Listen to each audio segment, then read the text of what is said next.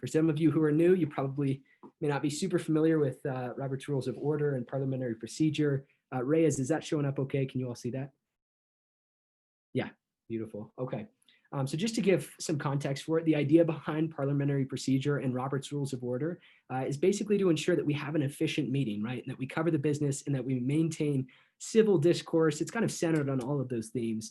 So I'm just going to go through some of the very basic things that we need to know as senators and associates, mostly with definitions, just to start off. So germane means that it has to be related to the discussion, right? It has to be pertinent to what we're discussing. If it's not germane, then I, as the chair, have the power to basically gavel it out. Obviously, we're in a Zoom session, so that term doesn't quite apply the same way. But that's one power of the chair. For quorum, obviously, that's the number of senators, voting senators who we need to be present in order to conduct our business. It's 2/3 quorum for us as a body. And if you're an associate, just to clarify your voting power, senators are able to vote on anything, including obviously all of the bills, the motions, that stuff. But what associates can't vote on is they can't vote on passing a candidate for an office. They can't vote on ratification or passing a bill. They can vote on anything that's relating to the operations of the Senate session. So any of the motions we've heard so far, right? Senator Robinson said motion to previous question, or sorry, motion to exhaust the speakers list, which basically means just look at the number of people on the list and not at the clock. So things like that, you can vote on anything relating to the operation of the meeting. And I'll clarify that as we go throughout Senate sessions. A second just means that somebody agrees with it. That's what it needs to move forward. A secondary motion is something that is an additional motion that is added on top of the main motion. It can get a little bit confusing. I will say there can be only a maximum of 3 motions on the floor at any given time. But just to give context there, the meeting minutes, we mentioned the consent agenda. That just means it's a form of transparency to say that the meeting that we had last week, that we approved the minutes from that meeting, whatever might have happened, whatever business was discussed, whoever was ratified or sworn in, just that we approve of it. And feel free to interject at any point if you have questions, thoughts, concerns, or you could raise your hand in the chat function. I'm sure Reyes can probably flag me down for that. For confidence business, you probably heard about this as well. This is something that's on our agenda. Basically means that we're very confident that whatever bill or resolution we're looking at is going to get unanimous consent, right? So a good example would be the bill that we passed, or the resolution that we passed for the volleyball team when they went to the NCAA tournament for the Mountain West. We were just celebrating them, recognizing them, and we had no doubt that that was going to pass unanimously. So we put it in confidence business, which just is to make it more efficient. With that, ratification is the process you saw. Obviously, we ratified all of President Taylor and Vice President Schindler, all of their cabinet, as well as FCFRB, BSOF, Supreme Court. All of those need to be ratified through the Senate, just like at the federal level. Very similar. Voting members, I mentioned that already. Any senator who has the power to vote, or an associate who's filling in on the senator's behalf. If your senator is absent, you can fill in and vote on their behalf. Abstention just obviously means you want to maintain neutrality, so you're choosing not to vote. Ex officio members are people who have floor rights but not voting power. So the president is an ex officio member, right? They have floor rights but no voting power. Same with most of the members of the executive branch, as well as anyone who's been in ASCSU in the past. And alumni, if they return, they do have floor rights but not voting power. With that, we'll move on to motion. So basically, this is just it's a formal proposal by a member in our body in a meeting to take a certain action, right? So it could be, and we'll talk about it near the end of this presentation. It could be anything relating to how the meeting is operating, when we vote, what we vote on, extending speaking time, offering time for discussion and debate, extending discussion and debate. Can be really anything relating to the meeting itself. It obviously needs to be seconded, and then there can be no more motions, no more than 3 motions, like I mentioned. An amendment on the floor is modifying the wording within limits, obviously, often the meaning of the main motion. So you could modify a motion that was said. For example, I'm trying to think, maybe Senator Hill mentioned, like, we want to extend speaking time. You could potentially amend that motion and change the direction of where the Senate is going in terms of that vote. So that is a power that you can exercise if you want. We'll talk about that a little later on as well. For debate, obviously discussion and debate is a part of everything that we do. Discussion on the merits of the question itself. So in other words, whether the proposed action should or should not be taken. So oftentimes whenever there's a vote to, one of the examples, voting on a slate means that you're voting to ratify all of the candidates together rather than one by one. The reason you might want to debate that is because you might say, well, I want to ask each individual candidate about their stances, and I want to vote separately on each candidate. So being able to debate on those motions is a crucial part of what we do as a Senate body. Obviously, there's the process of yielding. We've talked about that a bit. You can yield to a gallery member. You can yield to someone who has already spoken, but you want to give the microphone back to them. You can yield to the president, to vice president, anyone who has floor rights. You can yield your speaking power to them, but there's a limit to how many times you can do that. So just something to keep an eye out for. As far as, just continuing on debate. So the chair will create a speaking list. You might notice I've got notes in front of me here. What I'm doing is writing down a primary list and a secondary list. If you've spoken on the primary list, we can't go back to you until everyone on the primary list is spoken, right? So that's just a basic premise, ensuring that every voice is heard within this space. So something to keep an eye out for. I already mentioned you can yield to a gallery member and you can extend discussion and debate. As far as ending debate, you can say you want a motion to previous question, or I move to previous question. That means that you've heard all you want. You think the Senate has heard the discussion debate that's needed, and you want to move to previous question. You can do that on a motion or on a piece of legislation, right? So let's say I motion to extend speaking time by 30 minutes, and 10 people go in a row and say, I agree.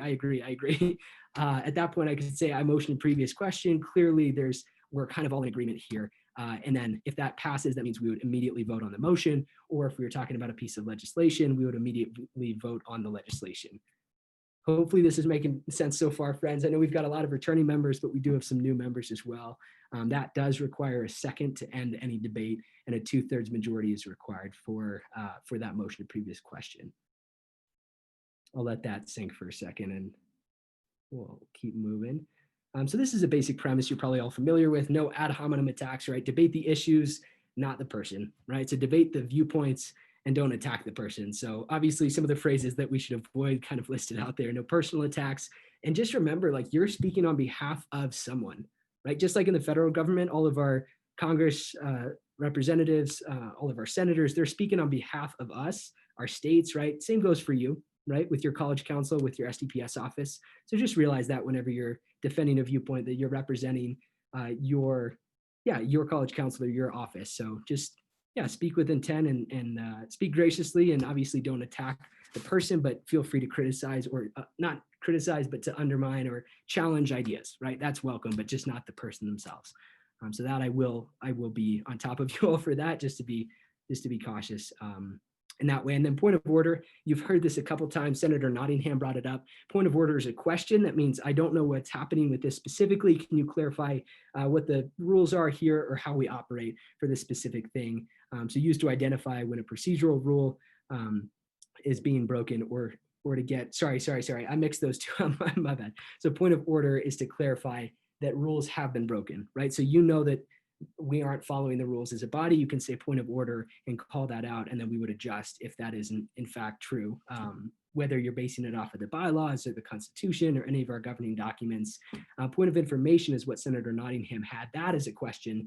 That's just clarifying something, asking for more detail on either the rules or the procedures or what someone said. So I could say point of information, what did you just say, or what was your motion? And then point of clarification is the answer to that. So to clarify, yes, this is what I said. So those are all options for you to utilize as a senator and associate. Unanimous consent. If there's unanimous consent on the floor, I would ask if anyone dissents to having unanimous consent. Is there any objection to that? If there's not, then we automatically accept it after obviously scanning the room, or in this case, scanning all of the small little Zoom boxes. All right, so this is the cheat sheet. We're gonna print this out and give you the chance to pick it up in the office. If you're in the Laurie Student Center, we'll also email it out to you after this meeting. So when you look through the list here, there's adjourn, end debate, protest the breach of rules, request information, suspend an issue, verify a vote, clarify a situation. We've talked about a couple of these. I move to adjourn. That needs a second, and there's no debate on that, and a majority has to pass that. To end debate means I move to previous question. In other words, I want to vote on this motion, or I want to vote on this piece of legislation. I don't want any more discussion and debate. That is what that motion represents. Point of order is when we've breached the rules and you want to clarify that for the body. Point of information, we talked about that already. I move to table the motion. This requires a second, no debate, and a majority. In other words, if the motion was not satisfactory, a good example would be if we try to extend speaking time by 2.5 hours, you could say, I move to table the motion because I don't want to be here till 12, right? Or 11:30 p.m., right? So that's something you could say. And then we would be able to vote on that immediately. To verify a vote, this is something you can do or I can do. You might have noticed when I said unmute yourselves, say aye or nay, we had about an equal number of ayes as we did nays. So you can say division, and that means that I, as the chair, must consider, if I'm accepting that it is in fact division, that maybe I called it wrong. If I say it was the ayes and you think it was the nays that had it, you can call division, and then at that point I can choose whether or not to do like a vote like we did in the participants tab, or I can overrule you and say, no, I don't think there was division, at which point the body can vote by 2/3 to overrule the chair, which in this case is me. So if you disagree with something I'm doing, you can make a motion to override the chair by 2/3 vote. I know there's a lot of nuance to this, so hopefully this is making sense so far.